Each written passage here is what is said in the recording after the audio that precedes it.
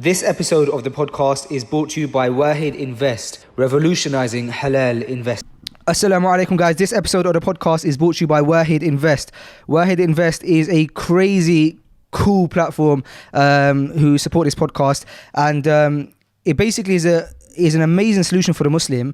What it allows you to do is invest your money in a way that you're not gaining any interest. So instead of kind of putting your money into a savings account, you can put it straight into your Wahid account. You just go to wahidinvest.com. But don't do that just yet, because I have a custom link for you lot that will help us, help us, inshallah. But what you can do is you upload your money onto wahidinvest.com, and they invest your money into halal commodities, into halal businesses.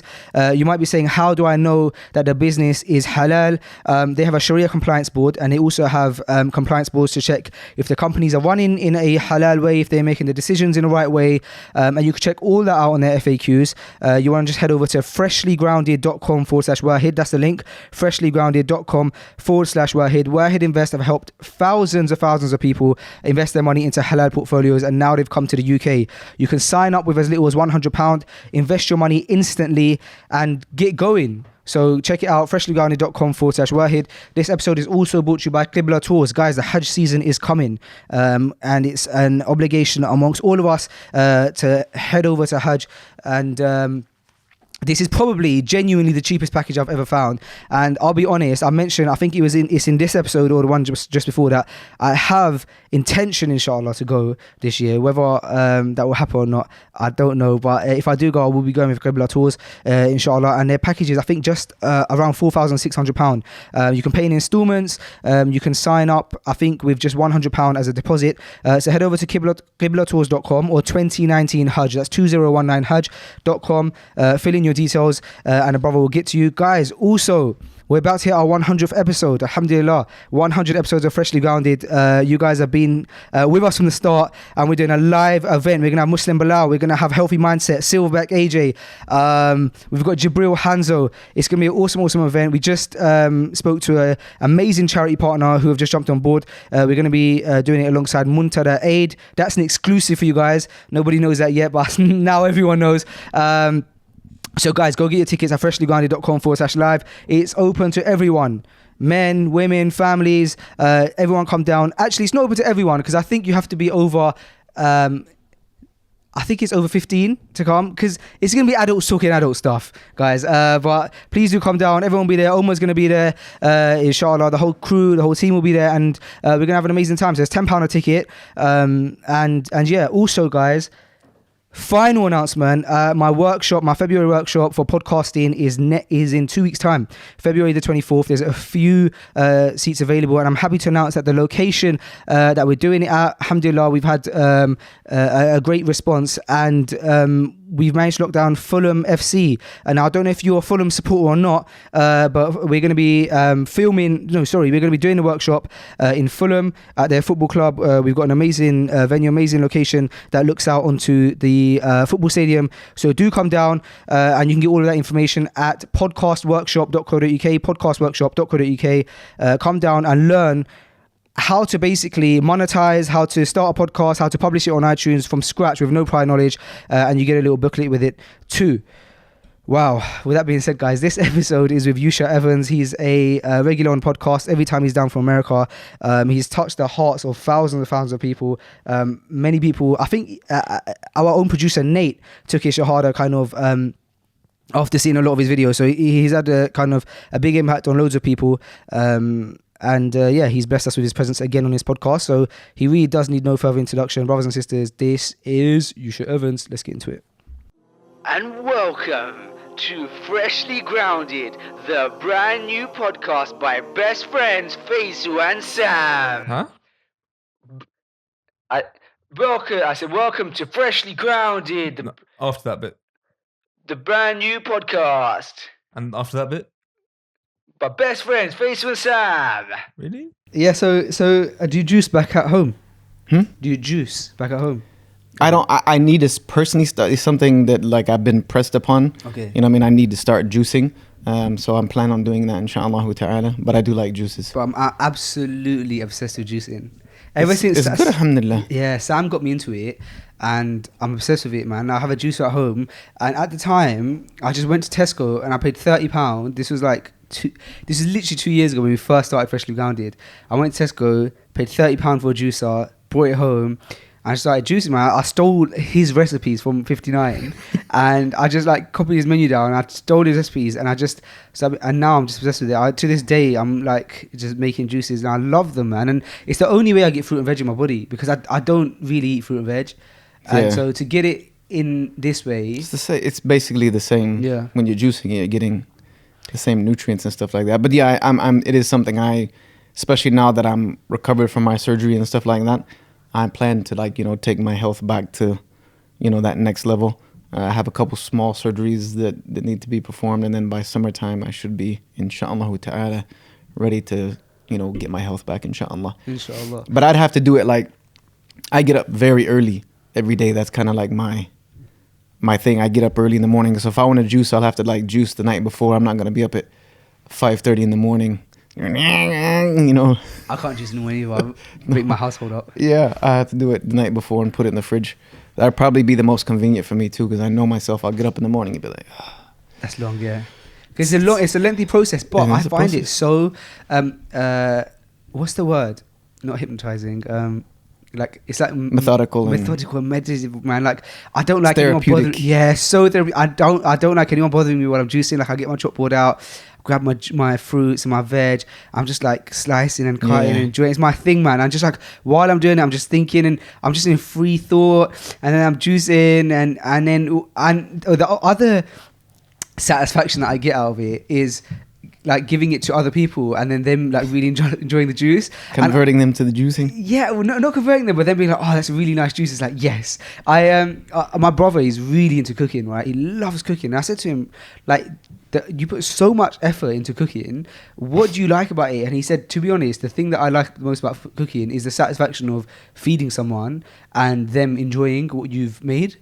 And I didn't understand that until I started juicing. And so when I juice, I'd make enough for everyone, and I'm watching them drink it. But I just really enjoy it, man. Yeah, I do. I mean, before my, maybe about 18 months ago, when my health really started to decline with my neck, and I was working out regularly, I was even posting on my Instagram all the time. I used to do smoothies a lot. You know what I mean? Okay. Pre and post workout smoothies, not like protein shakes, but real deal, fruit and veg and lots of, basil and, all these cilantro and putting all that stuff in there. So I used to do that, and I'm going to get back to that as well. Because that would be my lunch. Right. Would be a smoothie. Because realistically, the human being does not need to eat 3 main meals a day. It's absurd. It's a bit much on the digestive system. I know that obviously you have a kitchen in your martial arts academies, but do you have a kitchen that's accessible? Because nowadays that's becoming quite a big thing. Even with gyms and stuff, you see that a gym has an open kitchen or a cafeteria or something where they're doing stuff like juices and stuff. No, it's a good idea though. Yeah, it's a good idea to have stuff like that. It'd be good to stick a couple smoothie machines in there and have just a fridge stacked of fruit and veg, and a couple dollars. Yeah, for post workout stuff. Yeah, not as a money making scheme, but more so it's the thing now anyway, and it's an extra thing that people would like to have.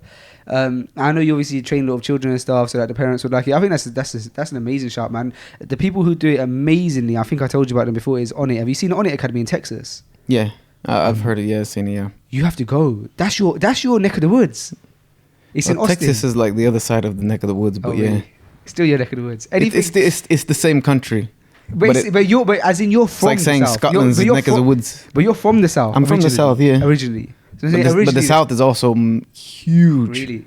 Yeah, people when you say the South, it's okay, the South. But for me, if somebody tells me I'm from the South, I'm like, all right, because the South goes all the way from Texas to Alabama to Mississippi to Tennessee to Virginia to North Carolina, South Carolina, Georgia, Florida. Wow. You know what I mean? You're talking about 10, 15 states which are considered the South. But if you were to say the Deep South, okay, I know someone is. If they say the Deep South, they're from Mississippi, Alabama, Georgia, South Carolina, Tennessee-ish. That's the Deep South. It's mad because we don't Texas have is another concept country. of that here. Texas is its own. So I was listening to a podcast on the way to the studio today, and they were saying that in the South, it's because the South, if I'm not mistaken, is known for kind of being more conservative and like you know more like they're pro guns and all that kind of stuff, right? 100%. So this guy on the podcast, he said that it's so funny because when you see he went to I think it was he went to Texas over the weekend, right? And what he said is he goes that it's so funny when you see a liberal person in Texas. There's only so liberal a liberal person can get down there. So he said you'll see a guy who's like got a nose piercing and he's like wearing like bright coloured socks, but he has a gun in his trousers.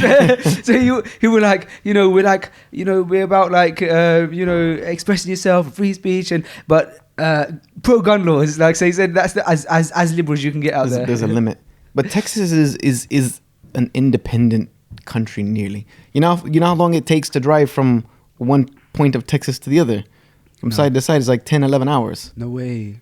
If you leave London and drive 11 hours, where do you end up? Somewhere in Europe, right? Yeah, you're going to end up in a different country for sure. Yeah, way in a different not country. Even Scotland. No, Scotland, no, that's 4 hours. That's Yeah. like 5 hours, yeah? So it's big, and that's just one state, so... Well, how does the policing system work in the US? Because sometimes you hear stuff like there's a sheriff's county, but then you hear stuff like there's a... there's FBI as well, which is Federal Bureau, and then there's the city police departments. It's not all, because in the UK you literally just have police, and in London you have the Metropolitan Police, but which is basically still the same thing. Yeah. No, in the States it's somewhat the similar system. You'll have city police that are their jurisdiction is the city boundaries of that city. Sure. You know what I mean? Then you'll have county police, which their jurisdiction is the entire county. You know, and that might make up 4 or 5 cities. You know what I mean? Where the sheriff will be like the sheriff over a county. What's the difference between a county and a state? A county is like a borough. Okay, you know fine. what I mean? County is like a borough Right. inside of the city. Okay. Or not a borough inside the city. It's like in a county you might have 4 cities. Okay, fine. 5 cities. Sure. You know what I mean? Or even there's some cities are so big that they'll be split into counties. Like Minneapolis is split between 2 counties because it's just so massive and so many people. For whatever reason, the government decided we need to split these up to make sure we can service all of the constituents. Right. Then you have state police, who basically their jurisdiction is the entire state. And you have federal, which is like FBI, TI. Their jurisdiction is Everywhere. Oh, wow. So obviously, the more you work your way up, like, does it work in the way that the more you work your way up, the more kind of you can cover, and the more places you can practice being a policeman? Absolutely. It's the same here.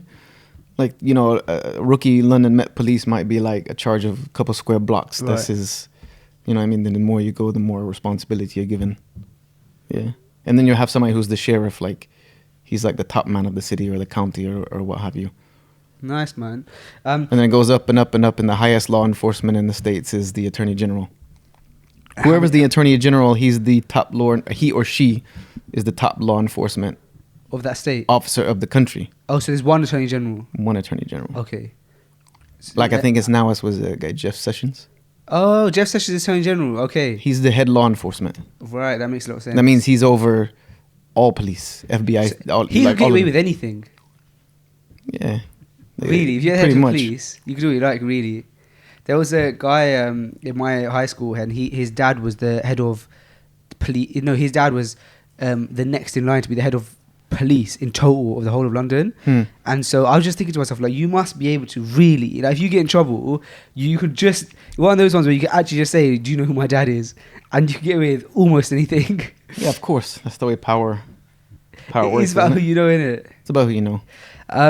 Bro, so talk to us about your operation, man. So because last time we had you on, you were discussing it that you were going to have one and stuff, but now it's done. I can see you got a fairly big scar on your neck. How did it all go? Was it scary beforehand, and then what was the process after? In reality, it's always there's always when you're talking about, even though I was told over and over again, it's a pretty standard general procedure. A very good orthopedic surgeon is like very easy for them to, but at the same time, there's always inherent risk. And in America, it's since all of the lawsuits and all of this, they have to give you every single possible scenario, of a side effect. So they give you a sheet that literally like is an entire page of side effects, which, the last one's always death. You know what I mean? But the fact that they were messing around with a nerve and near nerve endings and, that come out of my spine, there's always some risk, that paralysis can happen, doctors make mistakes. But I was at the point to where, it's like whatever is meant is meant. And that's part of a learning lesson, even though it wasn't like I had some major surgery.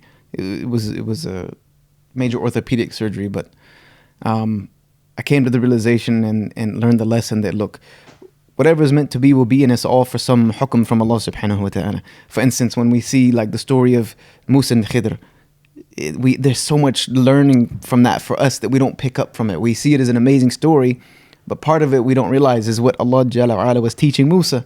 He's teaching him that you don't understand everything. There are reasons why I do things that are beyond comprehension that you just have to trust.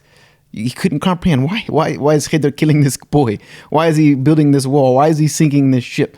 When there was all some hidden reason behind it. And I also learned that from a good friend of mine, Abu Hafsa. If he ever comes to the UK, you have to have him on Freshly Grounded. For sure. Have you ever heard of the brother? Never. Look him up. Abu Hafsa, Blind Hearts is what he's famous. He's born blind completely. Was one of the very first blind people to be accepted into like the wrestling training camps, like to become a professional wrestler in Canada. Like he was going to be a professional wrestler, and he accepted Islam a few years back. But he said, we've traveled the world together, and you would think that you were blind spending time with him. He's said that it's not. Blindness is a blessing for him. He's like, because for one thing I know for sure, my eyes are not going to be something that are going to be questioned by Allah Jalla. That's a big deal for most of us. Many of us, our eyes are going to be the very reason we end up in hellfire. And he's like, for me, I don't have to worry about that. That's actually a good thing. So I saw it that way. Say, look, if I went into this surgery and for some reason I woke up paralyzed from the neck down,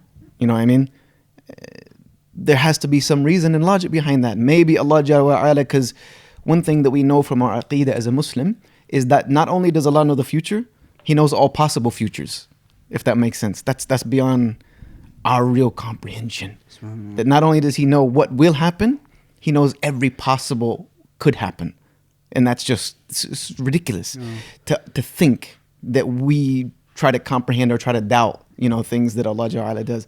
So not only maybe if I woke up paralyzed, maybe Allah Jalla wa Ala knew in his wisdom that had He allowed me to have my faculties, I would have done something with them that would have caused me to earn punishment. And maybe because of my du'as to be saved from hellfire or some good that I have done in my past, this is actually Allah's blessing to me that I'll see on the Day of Judgment. That had I not taken that from you, this would have been what happened. That's true mercy of Allah that we can't fathom.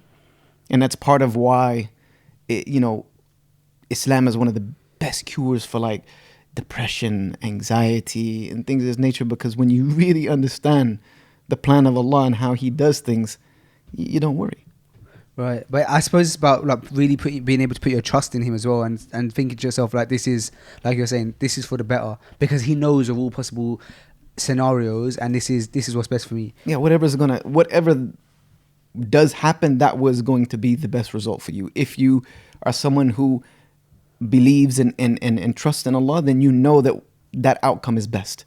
It might be hard to understand it internally and externally in the moment. It might look like tragedy, but there was a wisdom behind it. There's a wisdom behind it, and that that's hard to grasp. That's hard to conceptualize. That's much easier to put down in writing or to say than it is to practice.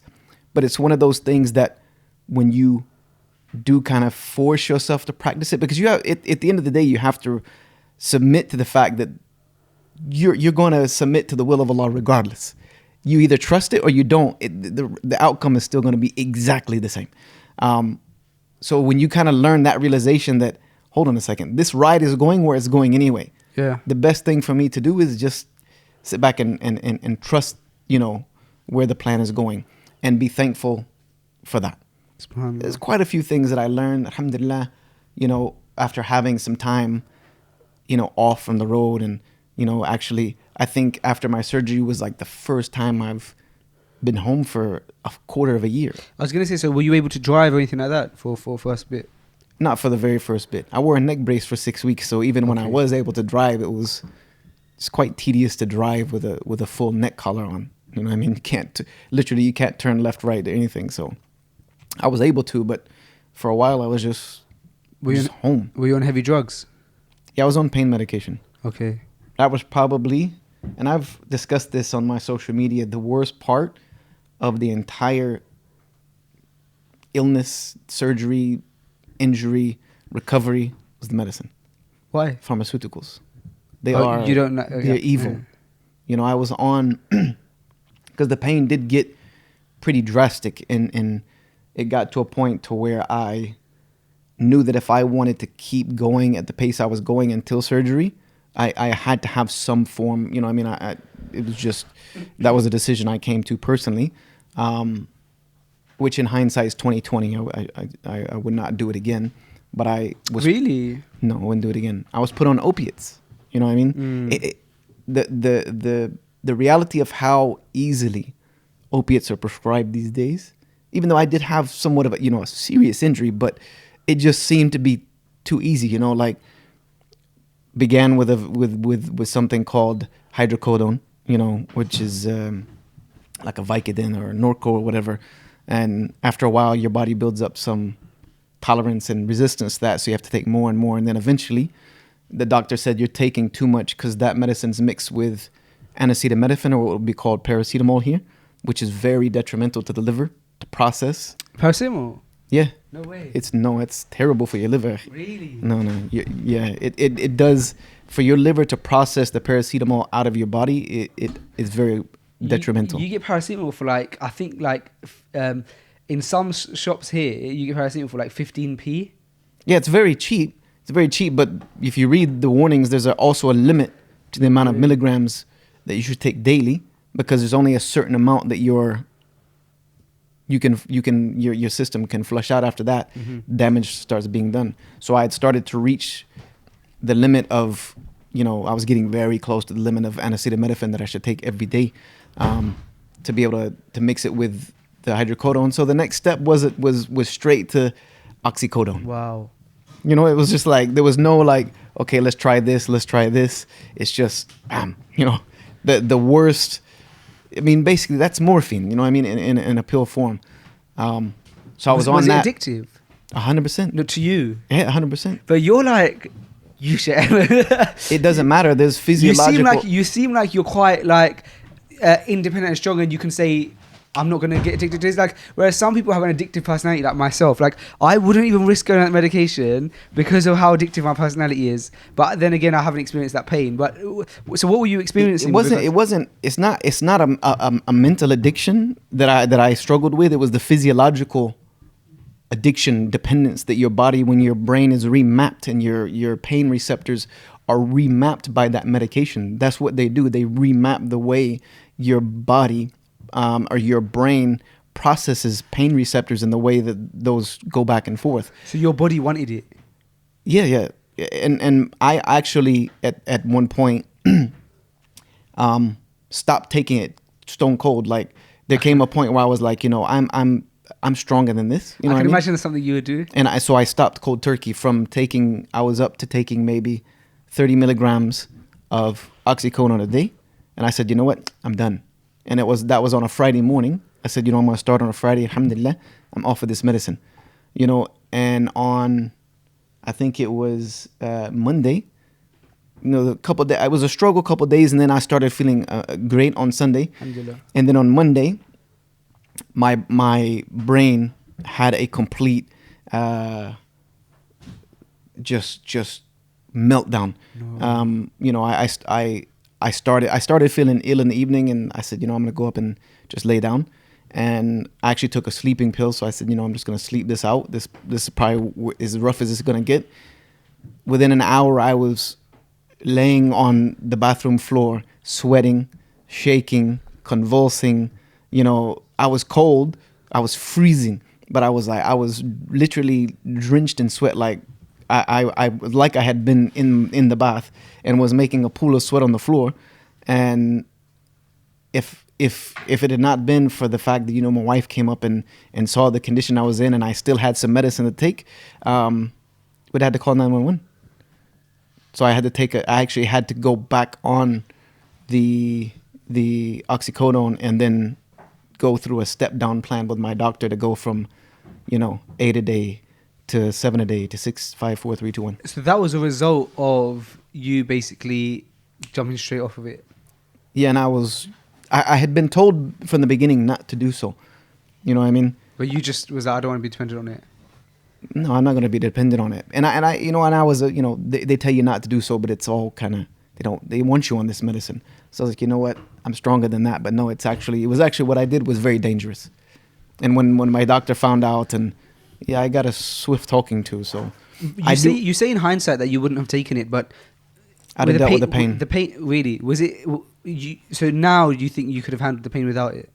Yeah, I probably would not have enjoyed handling the pain, right? But it would be over and done a long time ago. Uh-huh. I'd have had maybe a month of, you know, or even a few weeks of excruciating probably pain. Sure.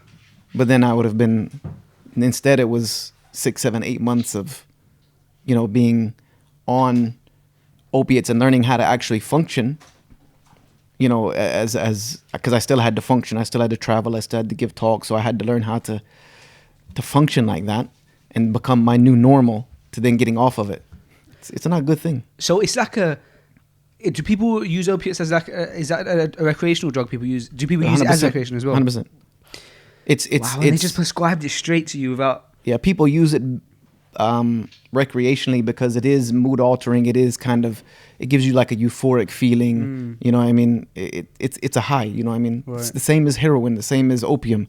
You know, you have this, when it first enters into your system, you have this kind of euphoric feeling because your brain is just kind of being fuzzed out from any, you know, it slows down your heart rate. It slows down the neurons firing in your brain. So it's a very like, you know, laid back feeling, but then you have more and more of that, and then you have the come down. It's not a good thing. I tend to hate like being prescribed stuff as well, and I've got to the point where, if, for example, you know, if you have like an infection or something, the first thing the doctor will prescribe you is antibiotics through the tablet, and I actually refuse them now because they make my chest feel really tight and horrible. And so when if I go to the doctor and they prescribe me antibiotics, I literally, the last time they did that, I said to him, I said, look, there's no point in you printing out this prescription because I'm not going to take it because I just don't like how antibiotics make me feel. So you can either prescribe me something else, or just don't. There's no point in you giving me this. And then he ended up prescribing me something else that was not an antibiotic, and it worked fine. But I just can't stand the feeling of it. But I am on something right now, and I had a kind of panic moment the other day where I was taking a tablet and it was a huge one, and it got stuck right here. And I've seen or heard about other people choking on medicine or choking on whatever, but I've never experienced it myself. And I thought that the feeling would be like you choke on something, but you can say like help me, like I'm choking. No, you can't say anything, bro. I couldn't say. I was like that, and my wife was, alhamdulillah, my wife was in the room, yeah.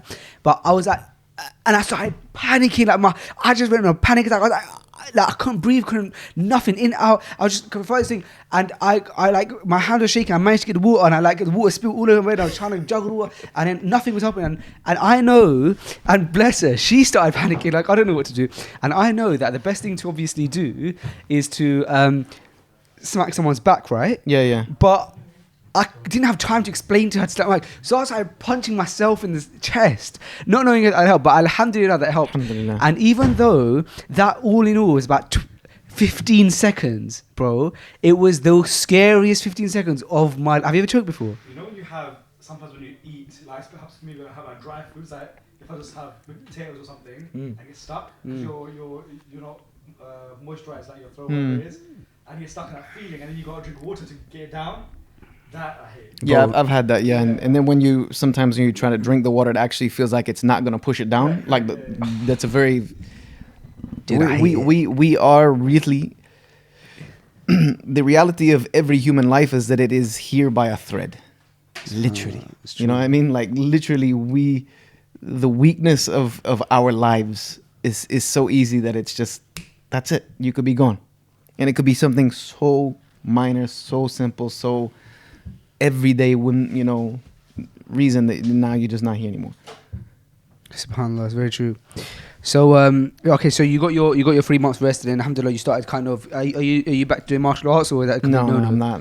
Is that like a never again kind of thing? No, it's not a never again. It's just I need to be fully recovered. Okay. You know what I mean? And I'm not fully recovered from the neck, nor I have to have 2 more surgeries on my wrists, so I'm not there yet. So the scar that's on your neck, is that because they opened it up and then they went in through there? They went in right through the very middle. They moved all my trachea and all of that. They actually just like opened all that up, moved that all the way. That's why for the first week I couldn't really talk. Mm-hmm. You know what I mean? For the first, I remember seeing your video. You were like, when you came out of surgery. My voice was very, very weak. And even for the first month after that, I couldn't talk for more than like 2-3 minutes straight. And even after 3 months, when I started giving talks again, like they would, and they're still on Facebook. Like the very first ones I gave afterwards, this would probably be at the end of December or beginning of January. Like my voice, you'll see after about 20-25 minutes, and it just starts just sliding. You know what? I wonder kind of how you managed to do that, because one thing that I always find intriguing about you is that I think anybody who doesn't know you and just sees your lectures online will think that you're probably like a really passionate, extroverted character. But then when you come to meet you, you're very would you say you're introverted? Yeah, 100%. Yeah, I would say that. Or some people say antisocial. No, not antisocial. Not at all. I think you're introverted and reserved, which is a very it's actually a positive characteristic to have, definitely. Well, look at the Prophet sallallahu alaihi wasallam, who said,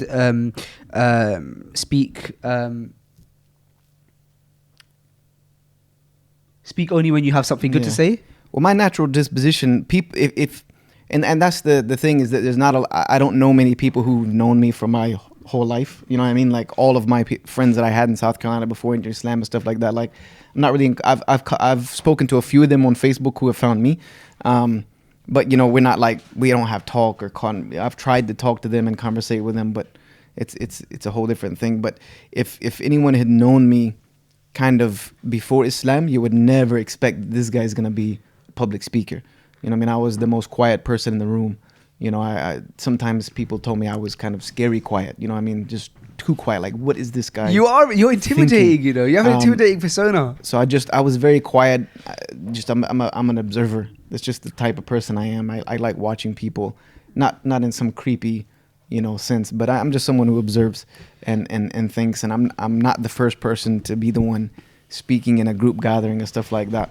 Just because you're a public speaker, they're like, you must be, that type of, like you said, extrovert.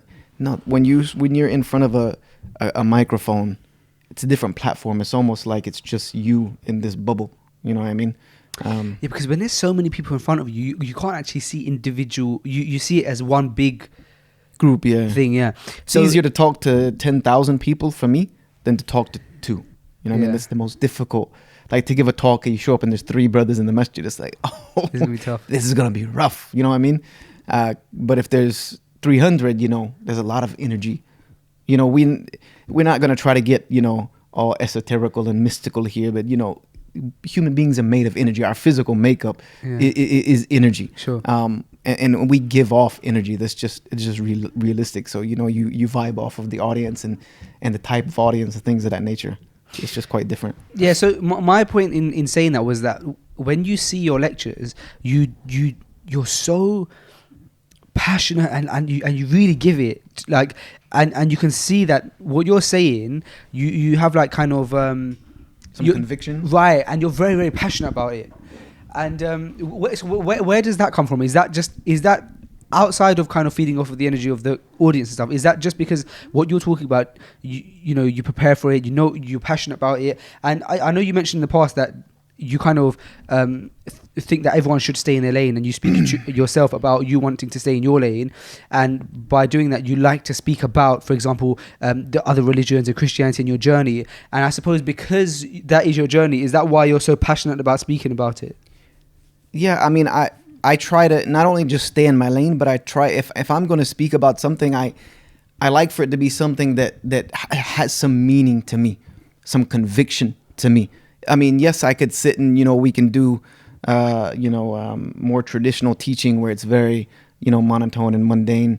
I can do that, but it's not my lane, my forte, as to say. I like to speak about things that actually I've experienced or matter to me, or, that I have absolute conviction in, and want other people to see it the same way, because that kind of comes from my background as a businessman. Sure. And especially as running a martial arts business in the past, where it was completely on my shoulders and responsibility to convince people from the streets that they should take my program, and not only take my program, but pay, good money for it. Yeah. And in order to sell that to someone, you have to believe in it. You know what I mean? And if you believe in your product, and you believe in, and I'm not saying that, the lectures are a product, but, in comparison, message, right? If you believe in your product, then that carries in your conversations, that carries in your sales pitch. You can tell when someone is trying to sell you a product, whether or not they really believe in it. You understand? And I've actually had some fun with that in, different shops and technology shops. When somebody's trying to explain technology to me or some product, I'll sit and listen to them and then critique it. Okay. That I don't think you really convinced me that you believe in this product. You know what I mean? Wow. Your whole demeanor, the way you came across was very scripted, very monotone, very flat. And people look at me like, what? Who is this some spy that's been sitting by the company to, Well, you could tell you've mastered that because even though your lectures they seem like you prepared them, but they also seem like you're saying like it's not scripted. Because one that comes to mind, and I know that this is probably one that will come to Nate's mind straight away as well, is that there's this talk when what happened is you had prepared a talk, and your son had wiped your iPad or something, or something happened. That's probably happened a few times. Anyway. And so you were like, so what I'm going to do is I'm going to talk about the mercy of Allah. And it was an hour lecture. And so from that you can tell that you didn't script it, but you still believed in it so much that you quote unquote sold it to the audience because of I suppose how much you believed in it, how passionate you were about it. Actually, as a byproduct of that, I do actually really want to talk today about Jannah, because we don't talk about not that we don't talk about Jannah enough on here, but we don't necessarily talk about concepts like Jannah or Jahannam or anything much on Freshly Ground. As you know, it's a very like kind of chill back kind of talk, kind of show. But I think that that talk that you did on Jannah and like kind of really going in about it and kind of the description of it was so helpful and so beautiful, because it helped people see a side to the mercy of Allah that I think perhaps like people haven't necessarily or don't necessarily always hear. But before we go into that, we'll probably do that after the break. But before we go into that, I wanted to talk to you about some I don't know what you like with conspiracy theories and stuff, because I remember last time we spoke about them. Do you remember? And what is your take on like that kind of stuff? We spoke about conspiracy theories with Tim Humble as well. What's your kind of like take on? Are you like completely like anti, like no, everything is like people are just being stupid, or are you like some conspiracy theories are real? Because I have something that I want to talk to you about, which is like been going on recently.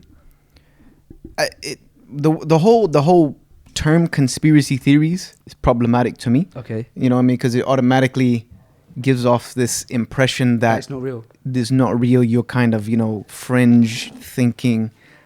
It's the reality of that. Not only do we live in a world where you can believe very little of what you hear, you can also believe very little of what you see. You understand? The world has changed like that. And I don't believe in it as a conspiracy theory. I believe in it as a system of deception. It's a system we live under. It's a system of deception. That's fair. You understand? Yeah. That is almost the modus operandus of the world now. It's a deception. That's actually the perfect way to put it, actually, because of what I wanted to talk to you about. And I haven't yet formed an opinion on it, and that's why I want to talk to you about it. So there's recently been a whole bunch of things that have come out. I'm sure you've seen them on social media, where basically big companies, people are basically saying that the name of Allah has been like on the shoes and on the sandals, on the. So one of them was like there was some perhaps the Air Max 270. I haven't heard about that the one. Recently one. It's the newest one. Is the Air Max 270. Okay, I haven't heard about that one, but one thing I think it's 270 or 720, one of the something like that. One thing I have heard about is in the UK there was one where there was some toilet roll, and people by Marks and Spencers, and people are basically saying that if you really zoom in, it looks like Allah's name. But this is the one that someone sent me the other day, because I'm wearing Under Armour right now, and someone sent me this. Let me show it to you. Actually, I'm going to put it on the mic as well. Actually, it doesn't matter because he's speaking in Urdu.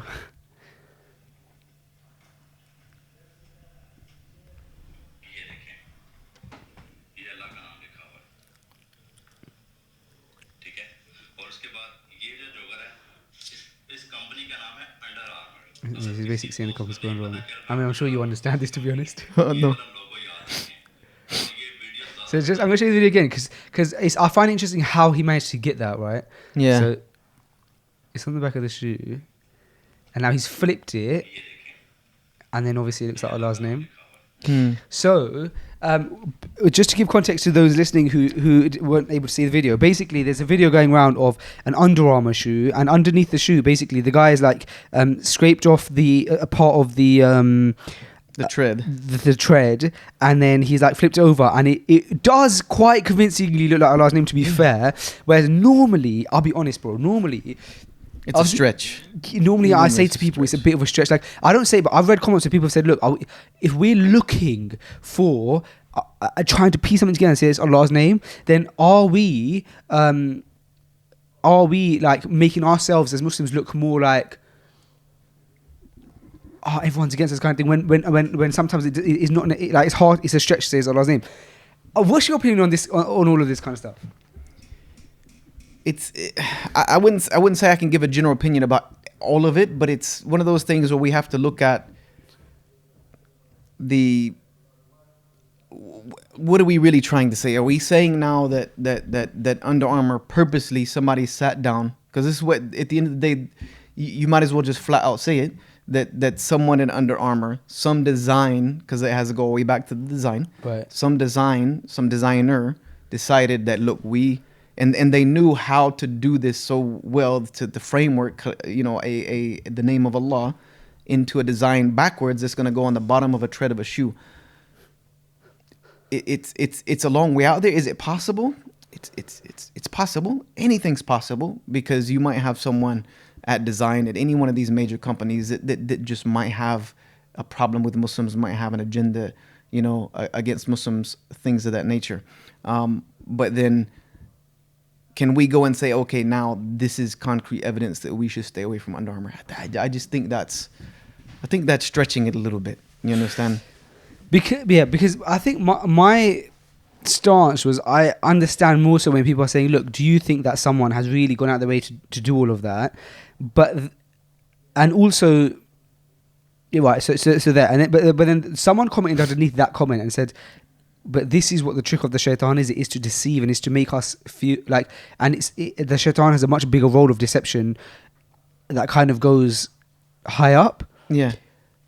Which I can understand too. Indeed, 100%. Like I said, it could all be there, but if you can't put two and two together 100%, you're still in that gray area. You know what I mean? You're still, it could be a general coincidence, because there are such things. I'm not sitting here trying to defend any major company. No, of course, of course.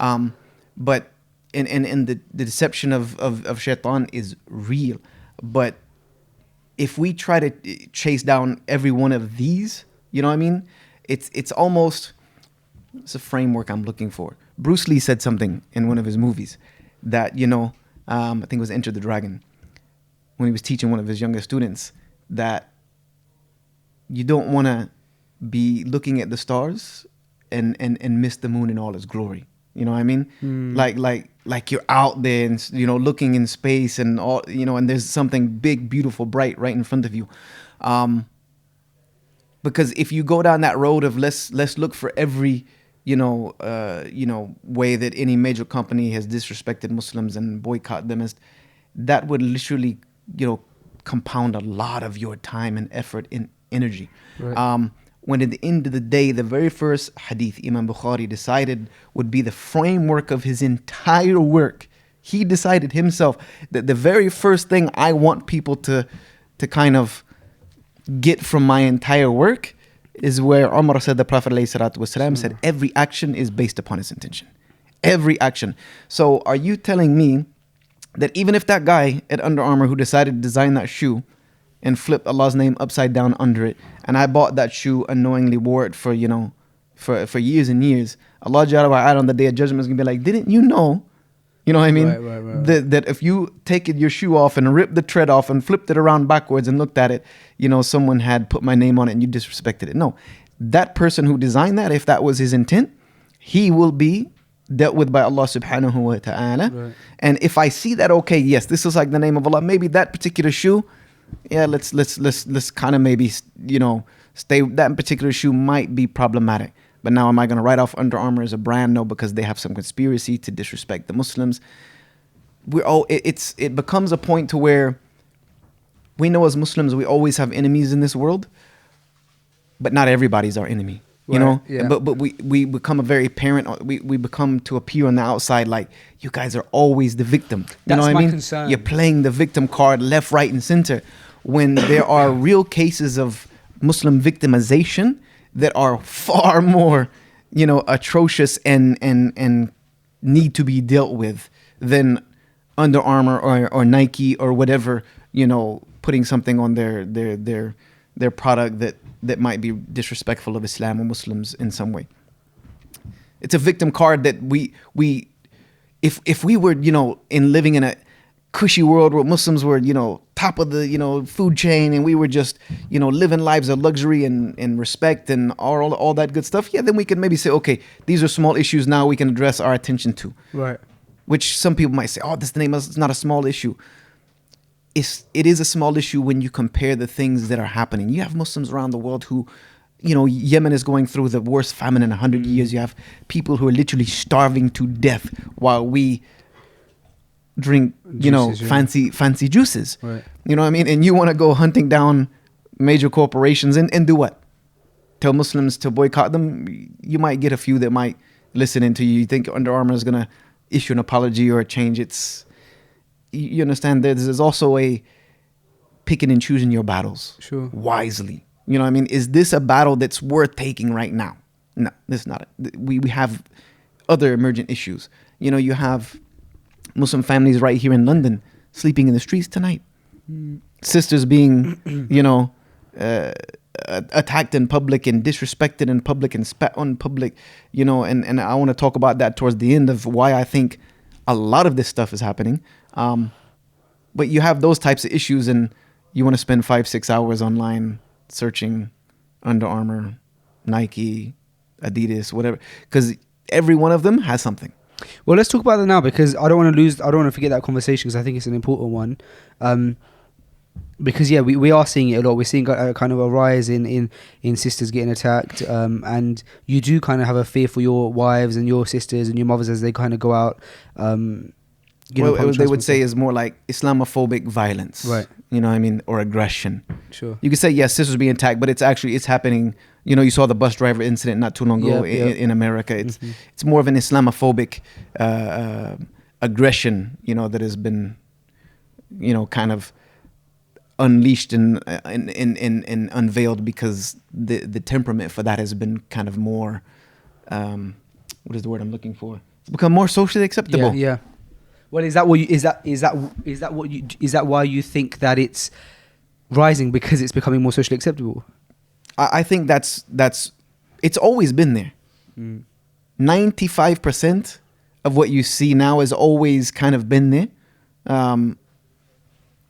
but it was less socially acceptable maybe before to have bigotry towards anyone, because we've entered into that age of kind of equality and, let everybody be free, with the movement of transgenderism and, like you get treated better being, for me changing my gender than I do being a Muslim.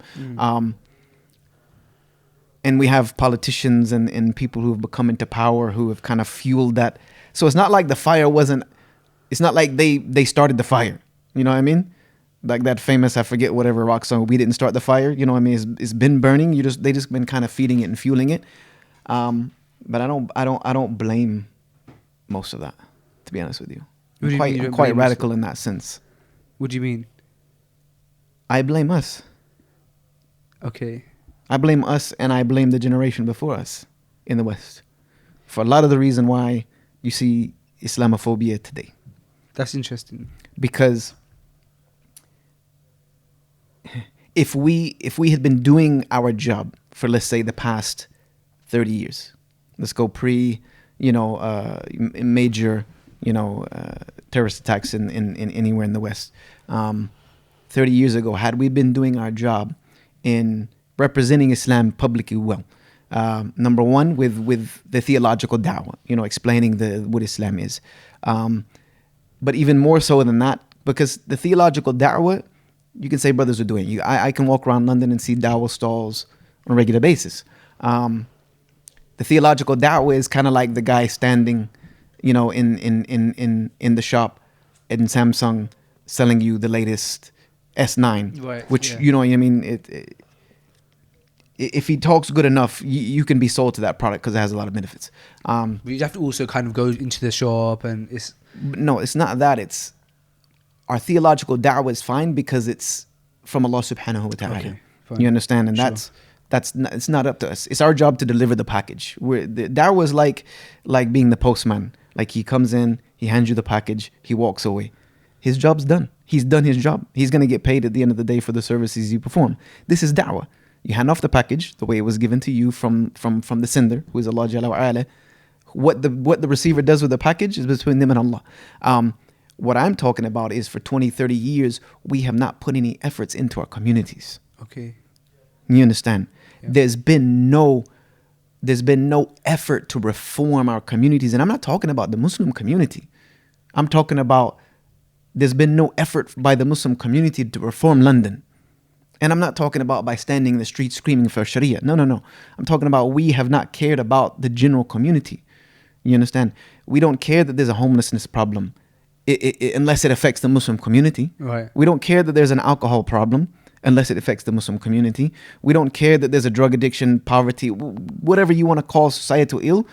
As long as it stays away from the Muslim community, and as long as it even smaller circle stays away from our masjid or from our home or from our family, we're fine to watch it happen. You understand? We're fine to sit and watch the world burn as long as the masjid isn't burning, my house isn't burning. You know what I mean? We're fine with watching the world burn.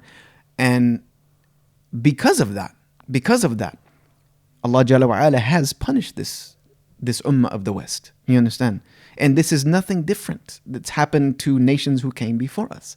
Nothing different. When they stopped their efforts towards helping society be a better place, Allah has always punished the nations who came before us. But this is the reason the Quran was revealed. Allah says, and recount the story of Musa, and recount the story of Bani Israel, recount the people of the ditch, recount this and recount that. Why? To take lesson from it. Not only do we not take lessons from those thousands-year-old stories, we don't take lessons from the stories of the seerah, we don't take lessons from the history of 10 years ago, 5 years ago. We very little take lesson of what happened yesterday. So because of that, we are a reactive society. Like we're talking now about the rampant uptick of Islamophobic aggression and violence. Did we not foresee this coming? So did not somebody, you mean to tell me there was nobody that foresaw this possibility or this chance with Muslims coming to the West, left, right, and center, from 50 to 100 years ago? This never, no, because most of the people who came here to dig the ground, if that makes sense, to plant seeds, to till soil. Most of them thought they were farmers coming here to plant crops, which means earn money, save some money, and then what? They're going back home. You understand? So they never came here with that idea of that we're coming here to change this society.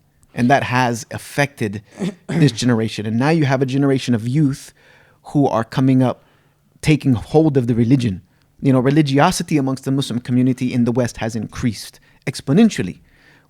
But because of the fact that the generation before us didn't lay any groundwork for that religiosity to be accepted, because we haven't tried to help our communities, we haven't shown that we're here for the benefit of everyone else other than ourselves, we now find ourselves at a modern clash of civilizations. I see exactly what you mean, yeah.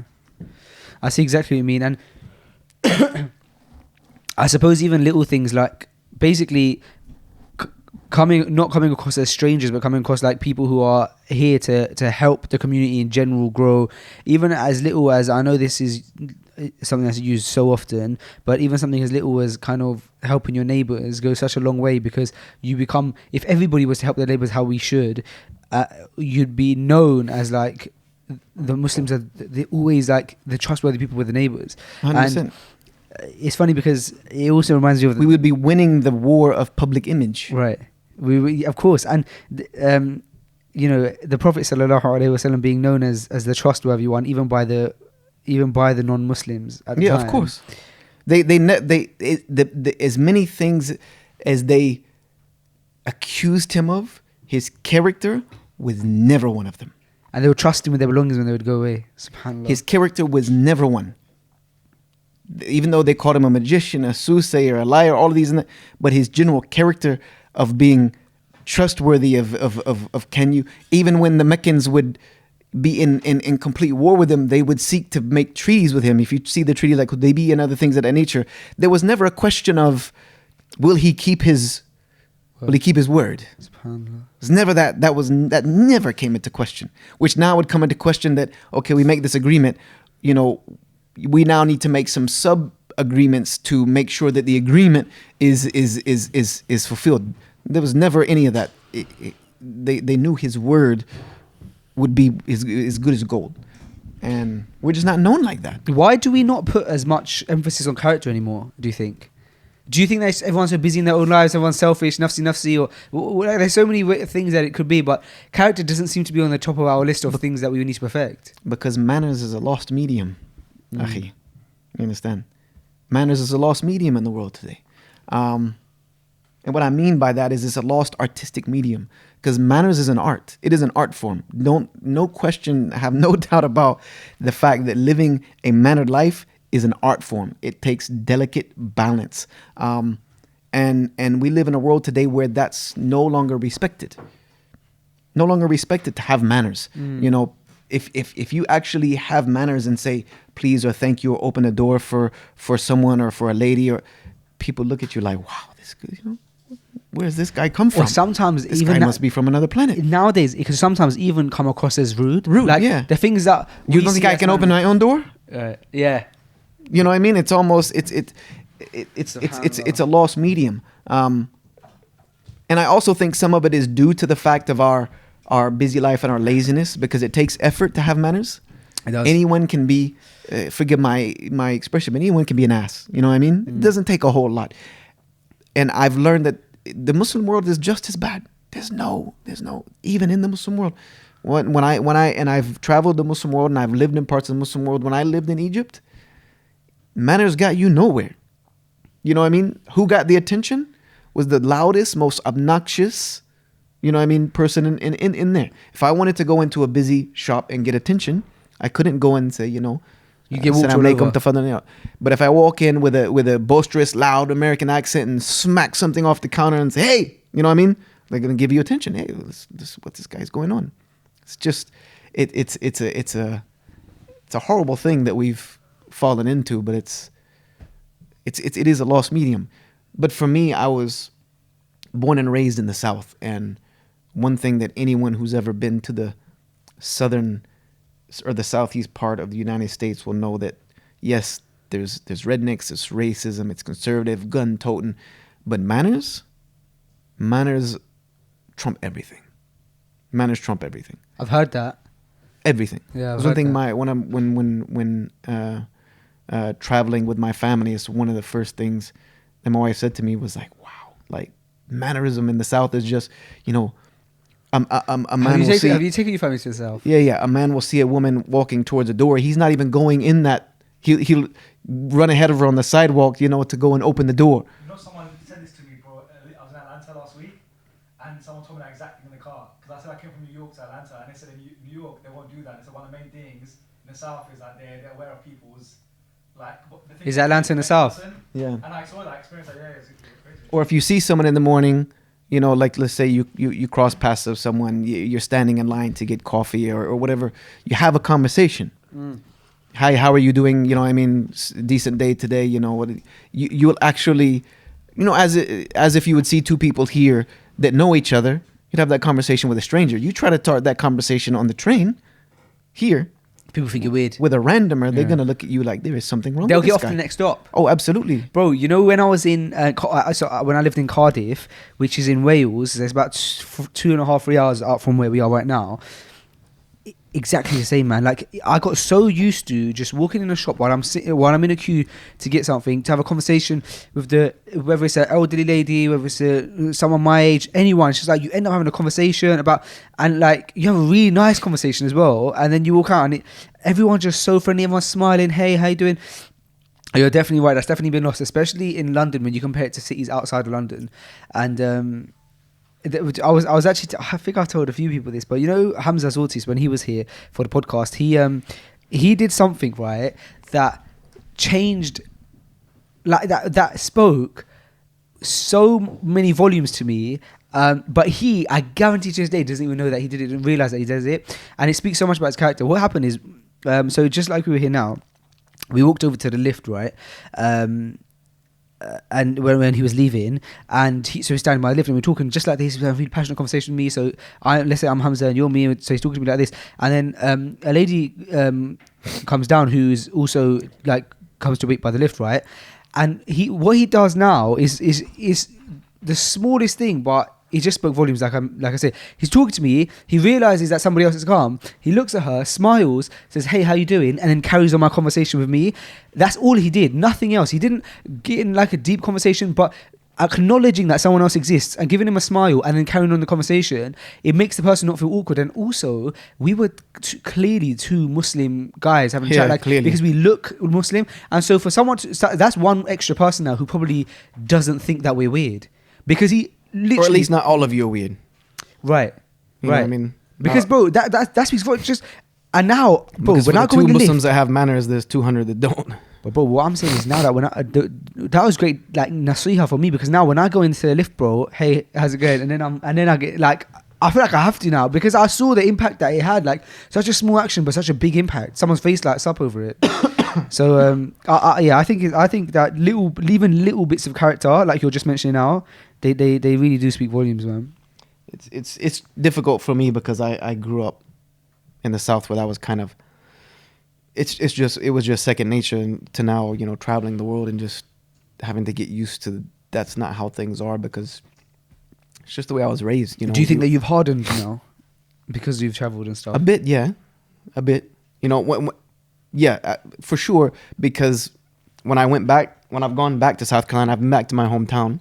You know, I went back to my hometown before my surgery. You're just so rude. No, it wasn't that I was rude. It was that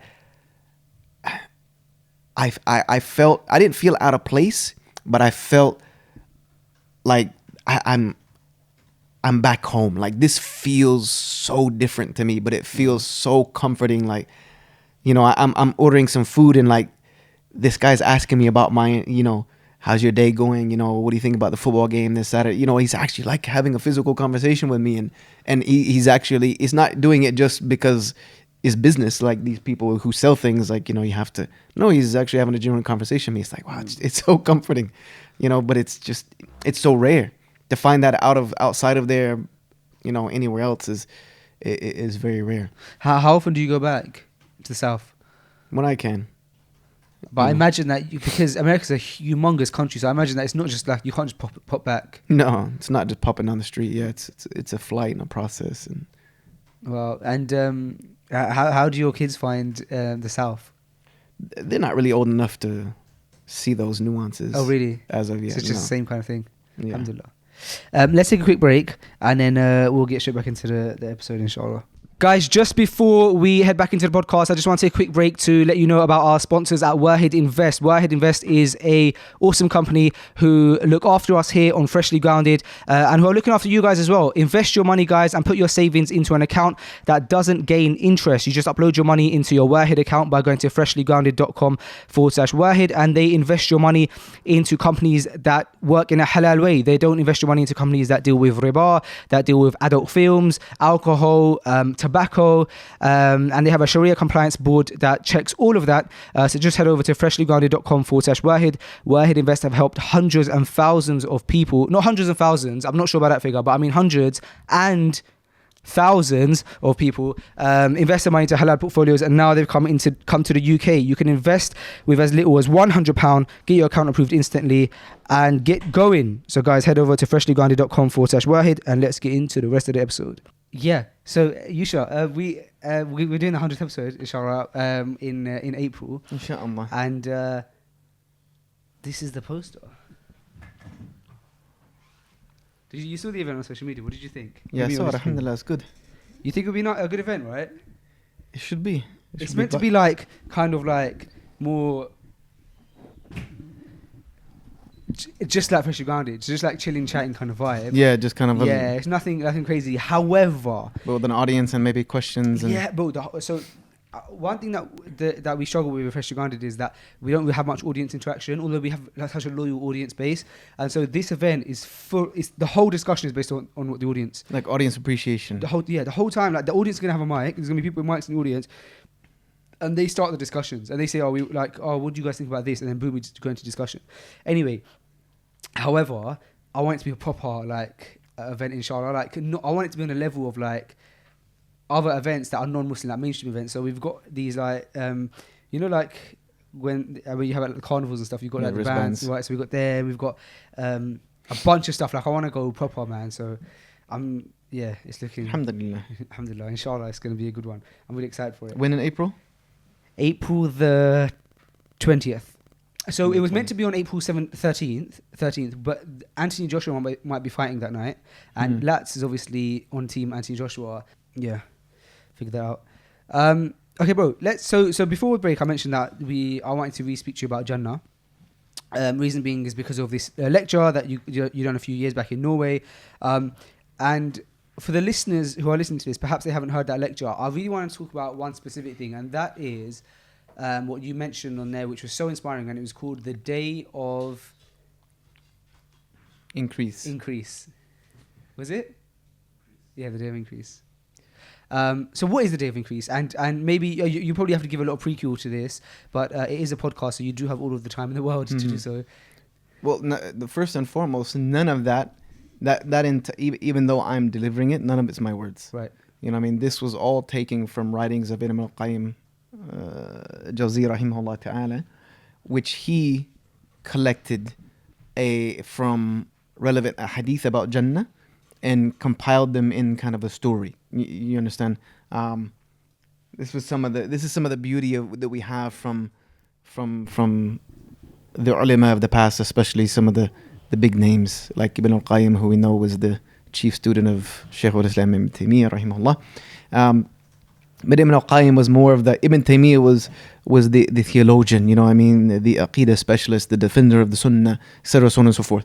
Ibn al-Qayyim al-Jawziyah was the one who first and foremost made sure that we had that information from Shaykh Ibn Taymiyyah.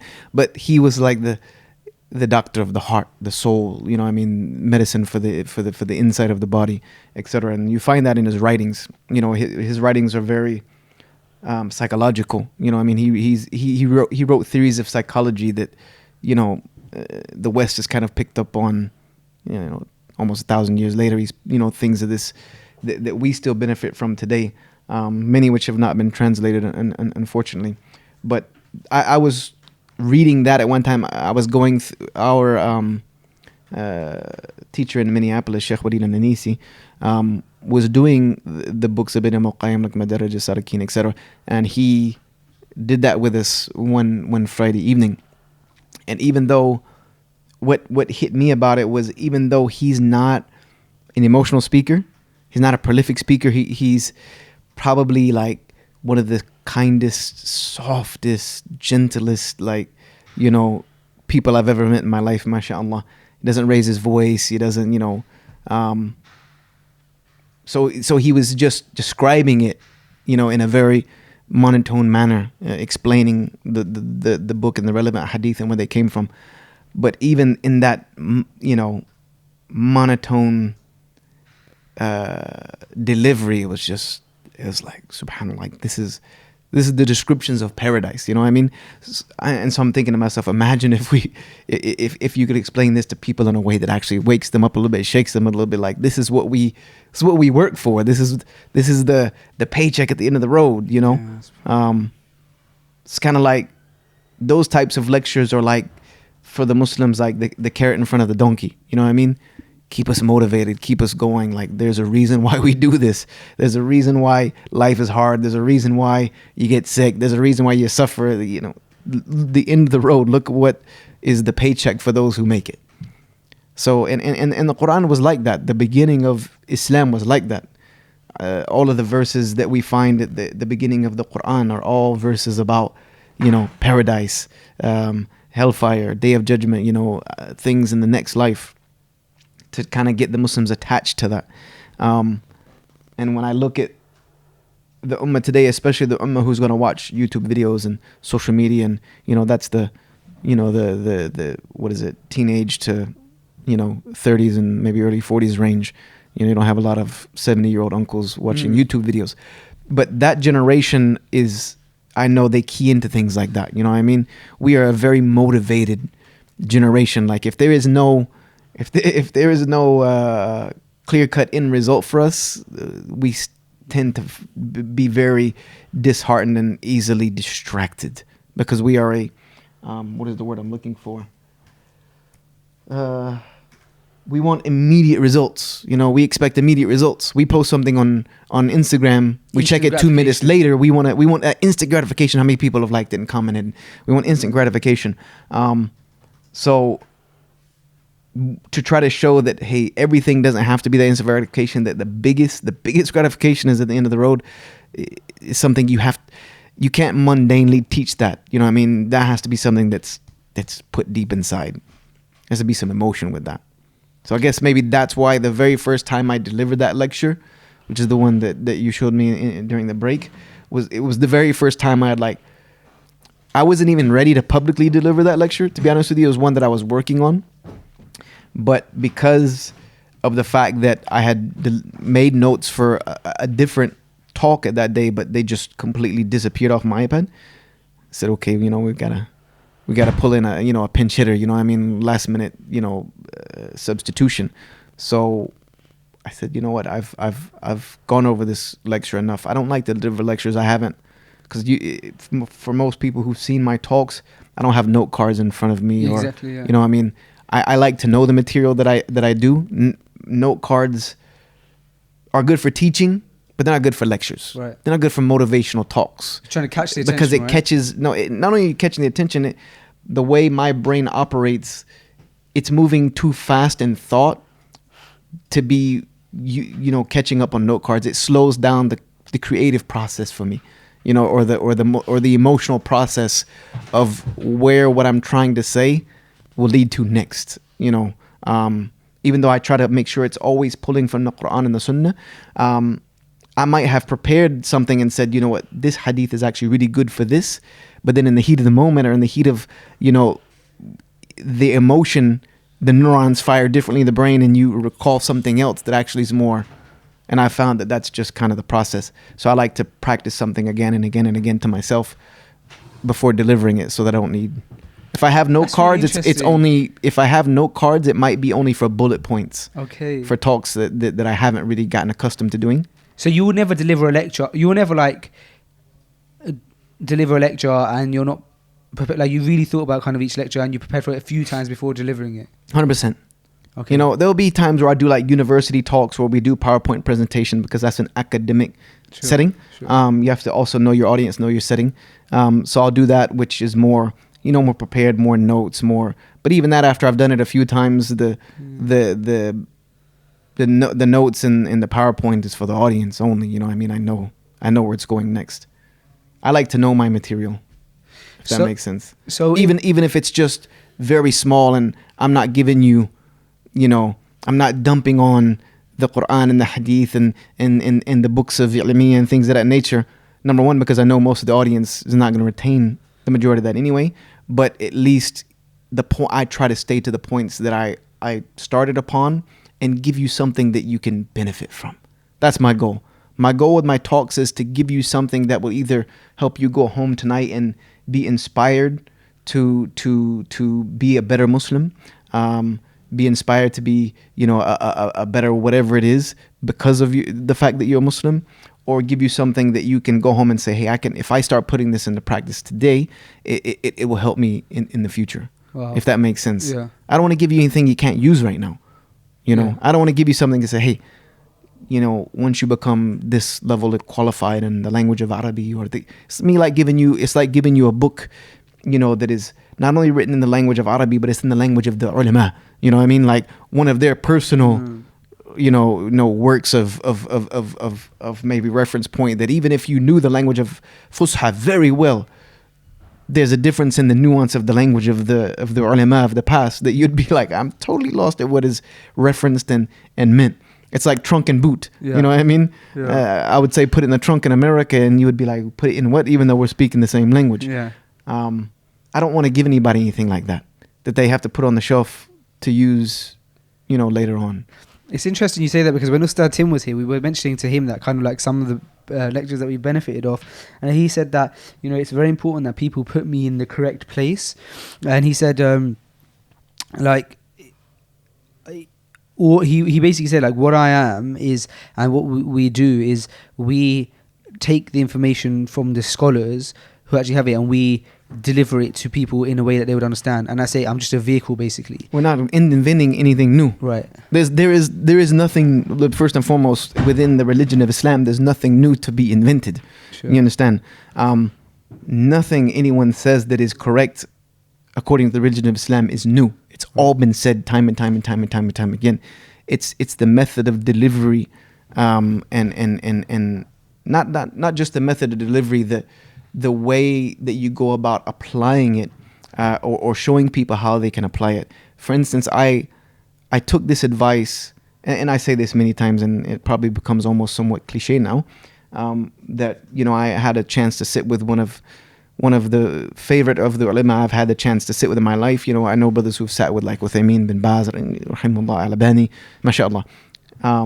But for myself, it's Sheikh Abdullah Shanqiti in Medina, who's known as like the Mufassir of Medina. He's the man of the Quran of Medina. He's known. He's not famously known.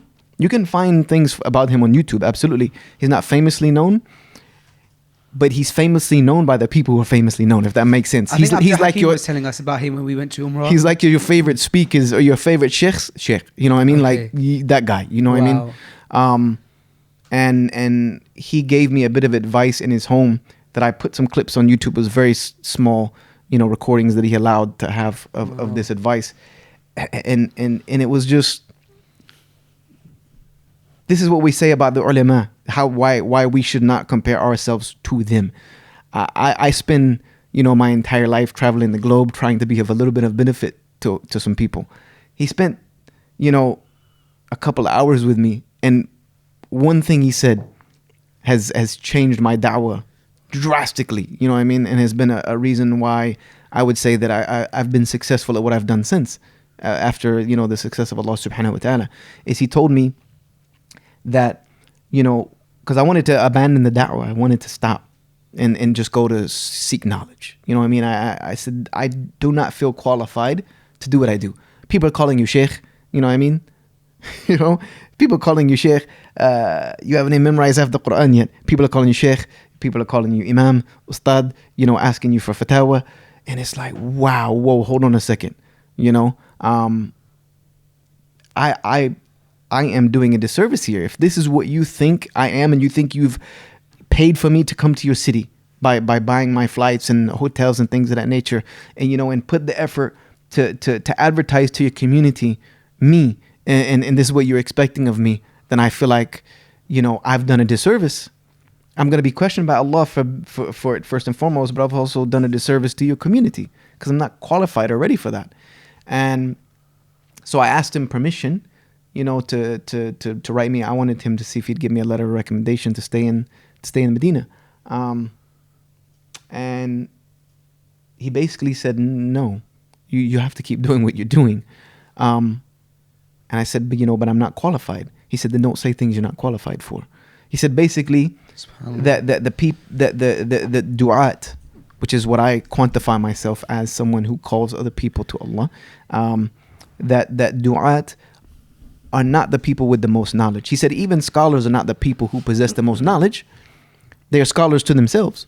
He said, but there are people who possess massive amounts of knowledge throughout the world about the religion of Islam that are scholars only to themselves because they have not been gifted by Allah to be able to deliver that to anyone else. Maybe they don't have the gift of speaking or eloquency or teaching or any, so they have a lot of knowledge and they benefit themselves, which is fine.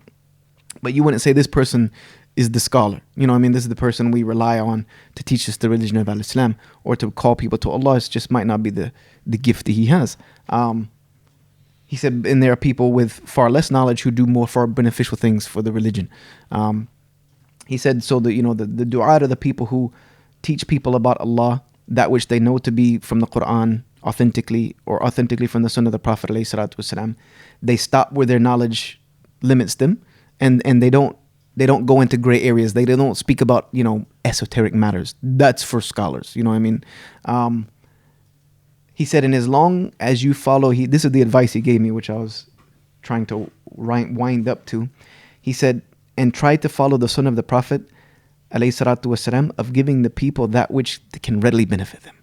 He said, if you look at his Sunnah, when he would speak to his companions, it would be to fulfill a need. It would be to teach them something that they could use then, right now. You know what I mean? He said, and the Quran was revealed that way as well, situationally.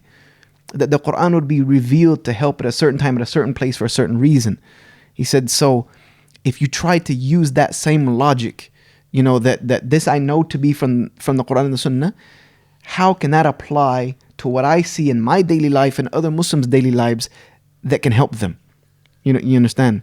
It's like the medicine is there, but how and where can we take this medicine and what's the best format to take this medicine? A doctor can just hand you a bottle of pills and you'll be like, okay, how do I use this? Okay, you take it 3 times a day, make sure you take it with water. He's going to give you the way you should take it that's going to be the most helpful to you. So that's what I see my job as. I didn't create the medicine. I didn't make the medicine. You know what I mean? I'm just trying to show you the best way to take it. Right. The best formula to take it. I didn't invent exercise, but could I give you a training regimen that I think would help your build and body and your goals? And yeah, I could. Did that mean that I invented any of that? No. I've just spent enough time with it that I can build that bridge for you, inshallah. Yeah. If that makes sense. That's all we're doing. We're bridge building. SubhanAllah. That you couldn't put into better words, to be honest. So going back to that lecture, one of the things that was mentioned was, I believe it might have been in this one, is basically just this concept that, like, none of us will get into Jannah except with Allah's mercy. And it's not our good deeds necessarily, but it's the mercy of Allah. I think that's such an important thing that I wanted to talk about, because the mercy of Allah is so wide. I remember one of my teachers, he said to me that the Quran, some people misinterpret it and say it's a book of good news and bad news. And he said it's not a book of good news and bad news. He said that the Quran is a book of good news and warnings. And he said there's a difference, because Allah doesn't give bad news, He gives warnings in the Quran. And I think that kind of shows, again, that what he told me also opened my eyes up again to the mercy of Allah and how wide it is, and how, what we really need to be trying to attain is His mercy. The entire book is a book of mercy. Because even the warnings are a mercy. Allah doesn't have to warn us. Yeah. You understand? We're supposed to know as part of our innate creation what we're here for. Allah reminds us that all of us at some point gave an oath to Tawheed. We all bore witness that our creation was from Tawheed. You know, we deny that at other points in our lives, but even Allah doesn't have to warn us. He doesn't have to. He could have waited to the day of judgment and sorted everybody out. You did this to yourself. So even the warnings, even the punishment is a mercy. The warnings of the punishment that this is going, if you do this, this will happen. We really don't have a lot to we don't have a lot to stand with, because it's true, everything has been told to us, and it genuinely is upon us. 100%. It's one of those things that, and I'm not trying to make an association in any anthropomorphic matter, but when you have children, you understand Allah's mercy and His wrath a little bit more. You understand? It comes into a little bit, it's almost like having the camera, you're putting on now kind of a prime lens on that. You know, where things that are right in front of you come into a little bit more focus. Because if I punish my son or daughter for doing something they shouldn't, I'm being merciful to them, and I understand that. They don't grasp it. They don't understand it's just horrible. Why are you doing this? Yeah. But for me, I know I'm doing this from a place of love. You understand? Yeah. And when I had a child and first had to, you know, start disciplining them that way, that kind of clicked for me when I would read about the mercy of Allah subhanahu wa ta'ala. The Prophet said that Allah loves His creation more than a mother loves her child. It's like, that's incomprehensible. You understand? And I'm not a mother who loved. I didn't give birth to any child. You know, I'm a father. And to think that anything could love anything else more than I love my children is incomprehensible. It's not, because people say, you know, wealth is a test. And the Prophet ﷺ did say that every ummah had a trial. And the trial of my ummah will be wealth. 100%. But along with that, I would say a neck and neck with that is our children. SubhanAllah. Our children are and Allah says they are a fitna. They are a trial for you. When you have children, you realize that reality. That when you look at your child, you're thinking, I would do anything for them. And then that question pops into your mind. Would you disobey Allah for them? You know what I mean? That becomes a very hard crossroad to say, you know, I would never disobey Allah for the sake of my children. Because as a parent, you do almost everything for them. So it becomes a very slippery slope. It is a test. You know, if Allah took your child from you, would you, how would your faith be? So it is something, but that also makes me understand how merciful Allah is. That you know, He created us, and in that sense, you know, He loves us more than someone who just gave birth to us. He created us from nothing. And didn't have to, you know, there was no reason other than Allah deserved to be worshipped. He had the right to be worshipped, but also He had the right to be known as merciful. He had the right to be known as Ghafoor. He had the right to be known as Ghaffar. He had the right to be known as Wadud, which really, really comes full front and center when Allah created a race of beings. Are we the only race of beings? Allahu A'lam, we're not going that road today, but at least one we know of, two we know of, right. Race of beings that had a free will, you know, gave them guidance, sent them books, has the right to punish every single one of them. Because one sin, if Allah wanted for one sin, He could put you in Jahannam forever. What would you say? What would you say? You're unjust? Yeah. Allah is unjust for this? No. You knew that you were wrong. You knew that you did it. You knew you could be punished for it. But has chosen upon Himself and made it an oath on Himself that those who seek my mercy, it will overcome my anger. It will be greater and stronger than my anger. That's power. That's true.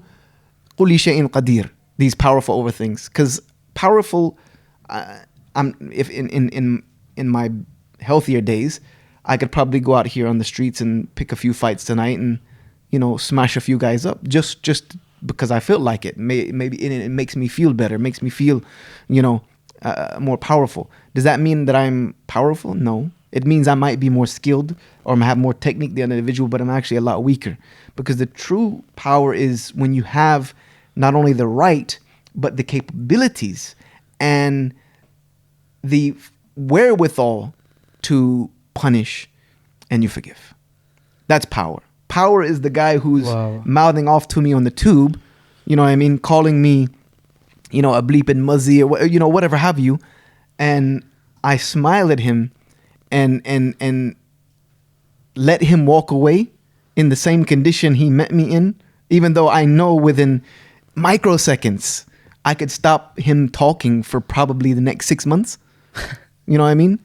With a very quick strike to his trachea, I could do some serious damage, possibly kill him. I believe you. But would that be proving that I'm powerful, or would it just reinforce the fact that I am what he says I am? Which is more powerful? That the fact that he walks away and I know that I let you walk away, that's more powerful to me. There's more of a sense of, this is why you find the teachings of martial arts, Bruce Lee and things of that nature, that, you know, you don't use martial arts for any reason. Yeah, I think, was it Bruce Lee who said... Other than the defense. Right. Other than self-defense. Other than you are pushed to that point. You know what I mean? That there's no other alternative other than to use the skills. You train as if you're going to fight every day, but, you know, you don't use that unless that's the last alternative. And martial arts teaches you that, but that's true power. And to think that Allah Jalla wa Ala is so powerful, he can create everything from nothing, could cause us to stop existing because look at what we do. You know what I mean? Madness that we do, Allah could just say, you know what, this is out of hand. The same way he said kun be, he could say kun don't be. You know what I mean? Lakun, don't be, stop. And we can stop existing. But the fact that he allows us to exist and has created this beautiful paradise and has told us that if we believe in him and strive towards good, that he will have mercy on us. There's no way to really put that into context. Even these hadith, they don't do justice. You would say that, you know, the Quran does justice, but even Allah says in the Quran it doesn't do justice. That there's nothing he could say in a language that we could comprehend that could do justice. The eyes never seen, the ears never heard. You know, there's nothing that could do justice to what's been prepared for us. And that's why it's repeated so much in the Quran. It's that carrot on the end of the stick, you know, that don't forget that this is what you're working for. On the good days, don't forget. On the bad days, on the hard days, and the struggles during the poverty, during the tests, during the trials and tribulations, remember what's at the end of the road. And for anyone, that could be tomorrow. Yeah, that's the most powerful thing sometimes, is like death being that reminder, because it's one thing knowing, okay, what it is that I'm trying to reach, but then, like you just said, telling yourself that could be tomorrow or today, that's the thing where it's like, oh, whoa, like it's so attainable. It could be so soon. It really puts it into perspective, because sometimes you see the afterlife as something that's like, oh, like I can't even perceive how far it is away. But you know, in Arabic, afterlife, akhirah. You know what akhirah means? It means what's next. The next thing. That which comes after. Comes after what? You don't know what it's going to be coming after. You could be every single person, you or I, or anybody watching this podcast, before the end of this day, they could be experiencing their own piece of Jahannam or their own piece of Jannah. You know what I mean? Because the Prophet, peace be upon him, told us, number one, that our hour, al-akhirah, you know, our judgment begins the day of our death. The moment you enter into what is known as barzakh, which is the barrier between this life and the next, you've entered into the day of judgment. You know what I mean? Your judgment, your hour has already begun, because there's nothing else for you now. You cannot do any more for yourself.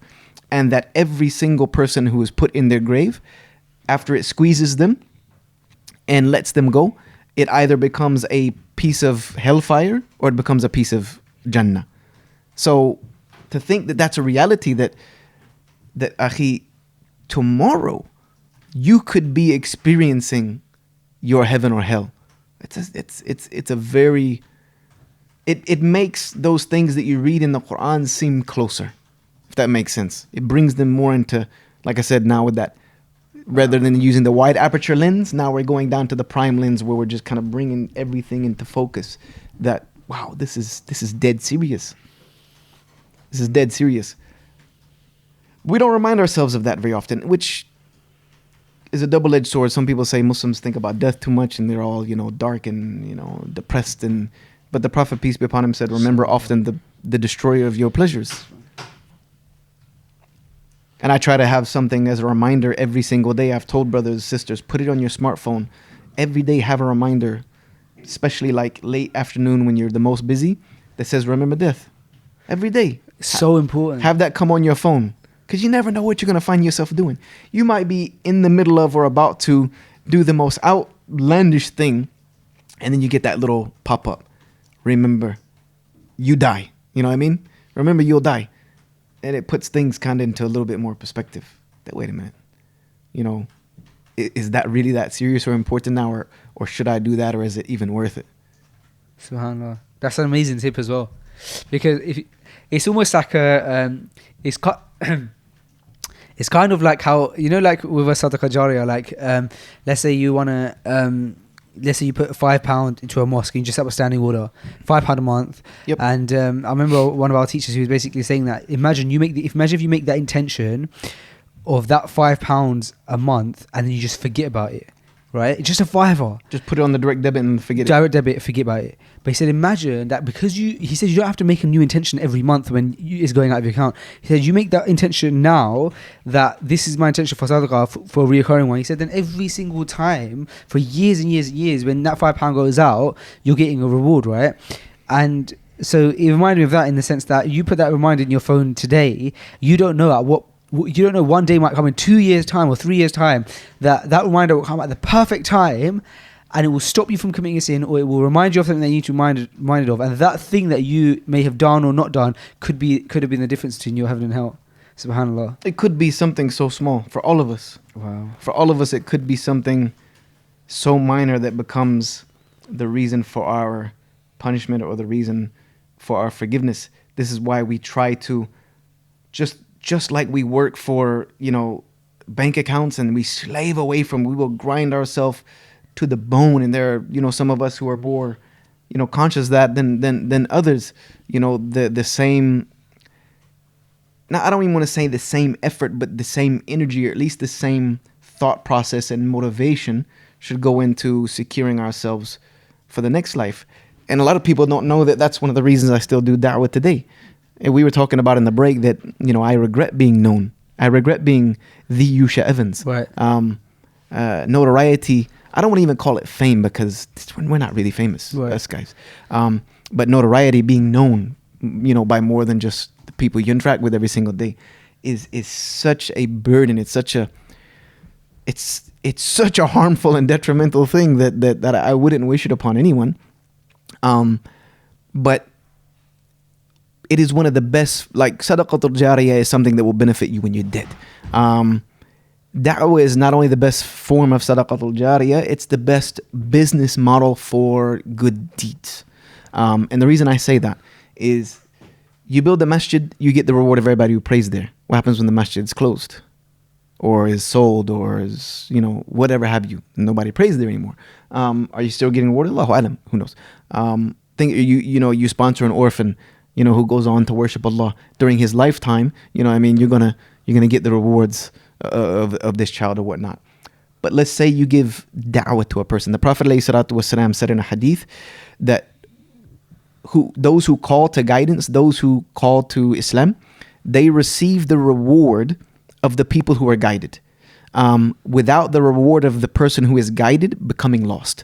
Which means if I give da'wah to someone, or even if I don't directly give da'wah to someone, but someone watches one of my videos or whatnot, and I become a primary reason that they accept Islam, not I, but because of what I said from the book of Allah and the Sunnah of the Prophet ﷺ, but the effort I made becomes a reason for them to accept Islam.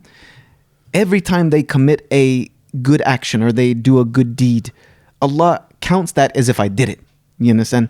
If they pray, Allah writes it as I prayed. If they get fast, Allah writes it. I might be asleep in my bed and this person might be giving charity, and Allah writes it if I give charity. This person might die and be to Allah from the shuhada. You understand? And that's just one person. Imagine if that's 100 people. Or imagine if that's 5 people who give da'wah to 5 more people, and they accept Islam, and you know, the pyramid kind of business starts happening, to where I give da'wah to 1 person, they give da'wah to 2, that person gives to 3, and it just continues to go. That and that's the beauty of Islam, is that you could be dead in your grave, you could be asleep in your bed tonight, earning rewards you cannot imagine, that you couldn't do as a single person. You understand? If I bring 5 people to Islam, they are going to, hopefully, inshallah ta'ala, if they live a life as a good Muslim, do way more than I can ever do as a single individual, in helping my akhirah. They could be the next Yusuf Estes. You understand? And the brother who gave Yusuf Estes Shahada died just very recently. Really? Not too long ago, yeah, rahimahullah ta'ala. But can you imagine the hasanat he's going to continue to get from the people who were benefited by the simple English dawah that Brother Yusuf Estes gives.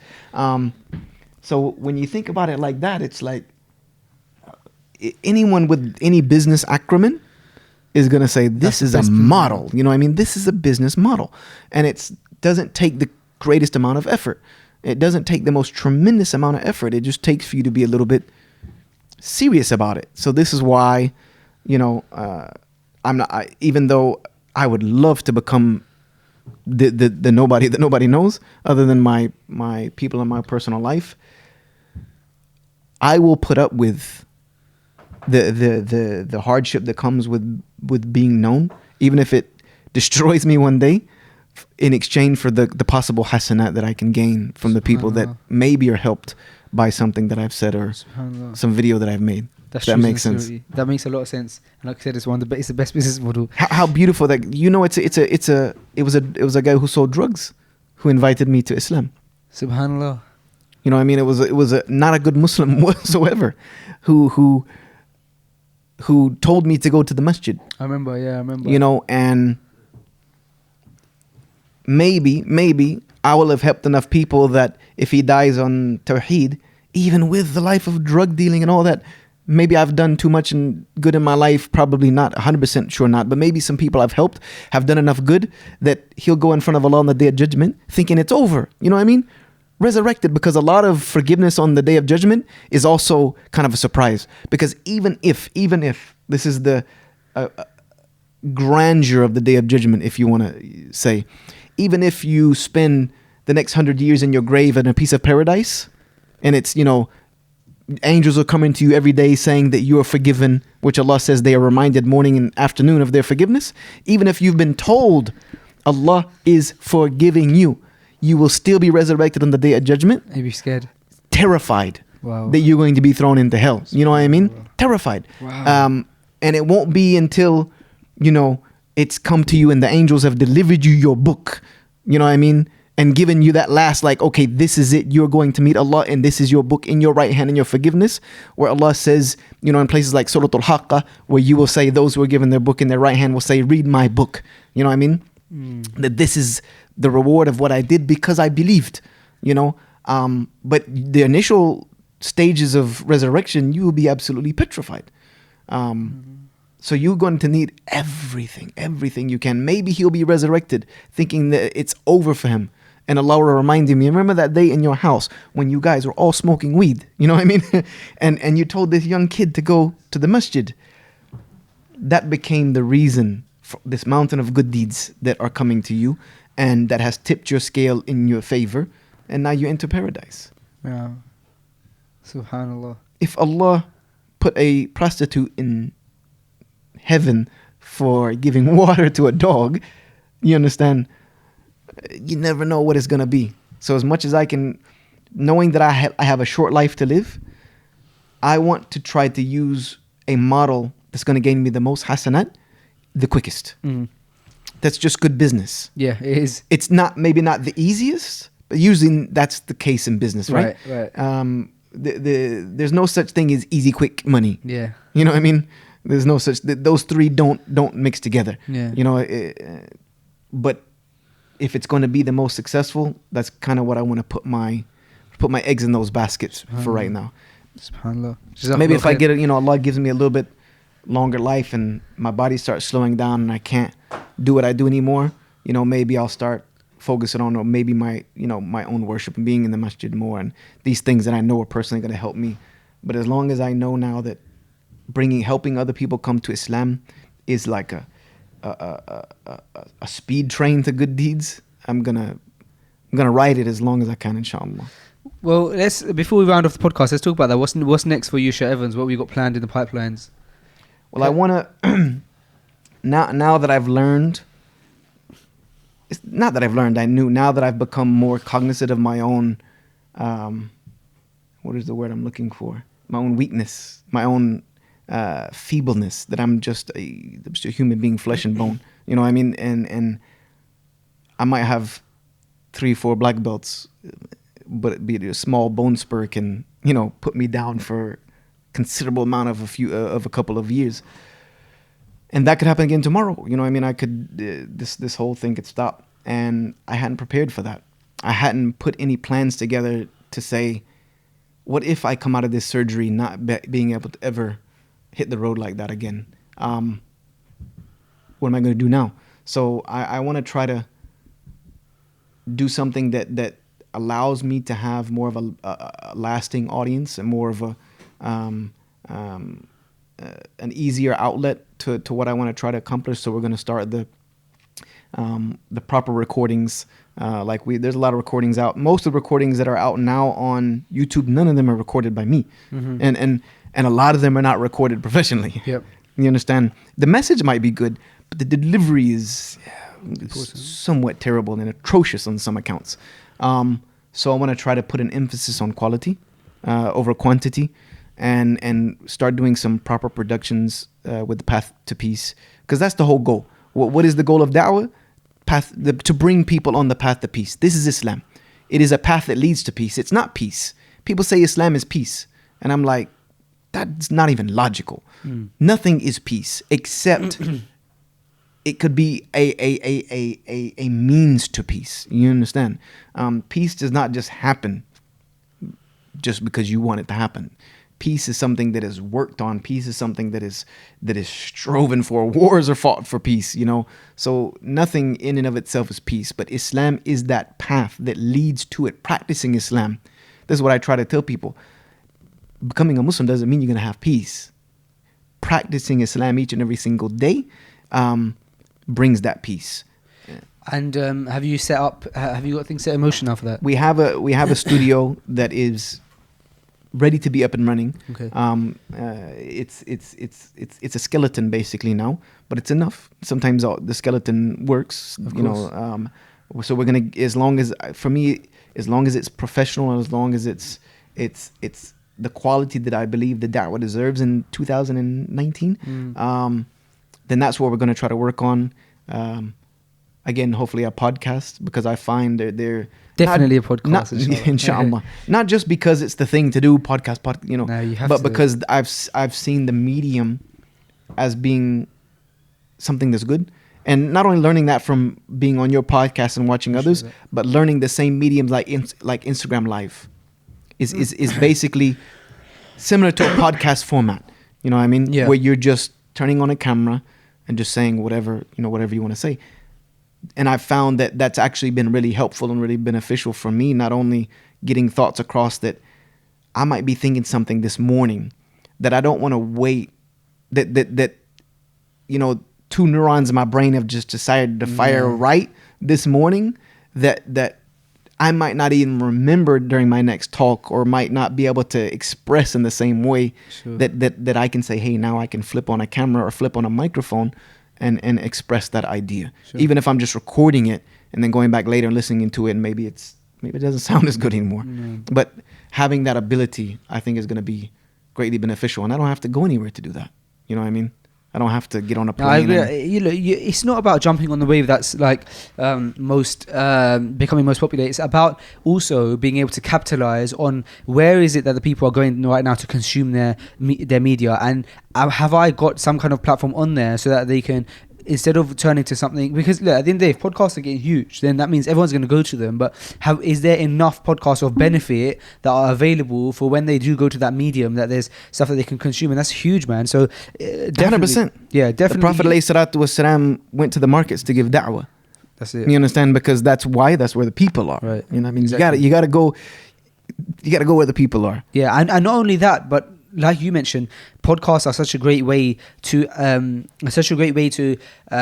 get your thoughts across, because they're long form audio, so you don't have to try and come up with here's 5 quick fire tips on how you can like improve your salah. You don't have 1 minute. You can talk for an hour or 2 hours about your thoughts, like really, and in a time that suits you best, and people can stream them. So it's not like radio where, look guys, at 6 a.m. every day you have to listen to my show. No, whenever you guys want to listen to it, you can do it. You can stream it whenever you want. You can fast forward the bits that you don't want to hear, and it's literally it's all on you. You can and you yourself as Yusha, you don't have to produce it at a time that suits everyone else.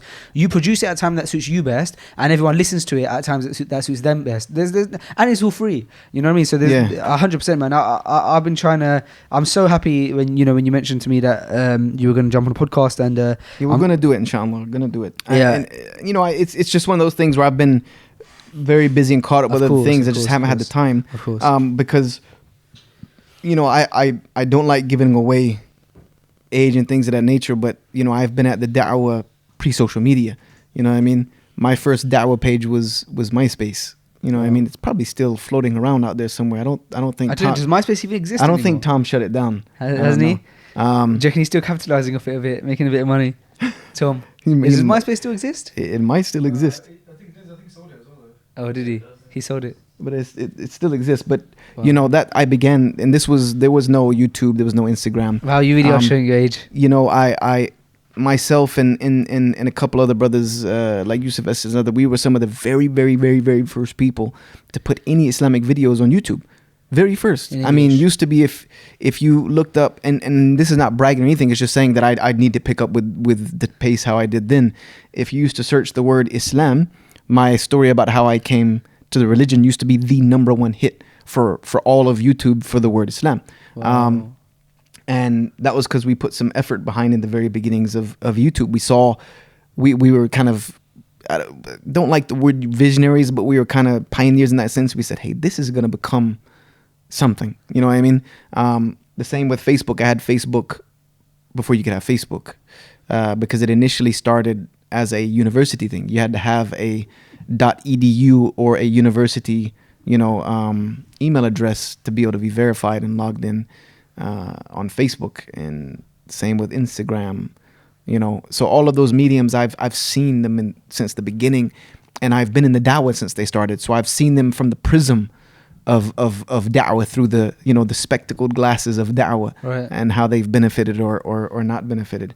The only thing I haven't really got, like some of the other social medias like Snapchat and that. Yeah, there's too much, man. There's too much to kind of infiltrate in. But yeah, you got to get your voice out there, and like I said, you got to create your kind of platform so that people can benefit of you. Because give me something. It'll give me something to tweet now too. I can tweet my podcast links. Do you tweet now? Do you tweet? Nah, not much. But do you have Twitter? Yeah, I have Twitter. Nice. Very random. I had Twitter for a bit. I got Twitter when it first, when Twitter first came out. I got it, and I was like one of the first people that I ever knew that had Twitter. Probably the first person that I knew that had Twitter. But I just never. After a while, I stopped using it, and I don't use it, man. I can't keep on track with everything. For me, it's Instagram is the #1. That's it. I just use Instagram, and then we put our podcast out. Twitter is the independent media outlets of the world today. If you want to know what's happening in the world, it's on Twitter. You know what I mean? Right. Even though they've tried to tent that, because now like Facebook owns everything. You know what I mean? Like they're trying to, Google and Facebook are all trying to target the information. But if you know how to do algorithms and search for certain things, hashtags that are going to bring up news that you like to look upon, that's the way to do it. Yeah. Well, the tough thing is also information. Twitter is supposed to be a quick snippets of information. Twitter is also now starting to sensitize stuff, so you're not able to see everything. They've closed people off. But I think the guy who owns Twitter had an interview about that recently somewhere. But yeah, it's tough. This kind of stuff's always tough. All these algorithms, just at the end of the day, equal censorship in some way or form or fashion. Censor things. Yeah, what did I say? Sensitize. Yeah. What does that mean? Just make people more sensitive to something. Oh yeah. No, I meant censor. Censorship. Yeah, censorship. Yeah. But Yusha, it's been amazing having you on the podcast as always. You're always welcome back here, and we've made it a thing that when you're here, you jump on a podcast with us. Unfortunately, Sam wasn't able to make the last two, so I think you have a bone to pick with him. But I'll like let I you said, do if he doesn't, a third one, we're just gonna get the cardboard cut out and yeah, good recover cut out. Or maybe you could just be my new co-host. Let's see. But Jazakallah khair for coming down. Really appreciate it. And we miss Sam always though. Yes, always do. And yeah, inshallah, we will see you again very shortly. Inshallah. Look Assalamu forward alaikum. to it. Wa alaikum assalam wa rahmatullahi wa barakatuh.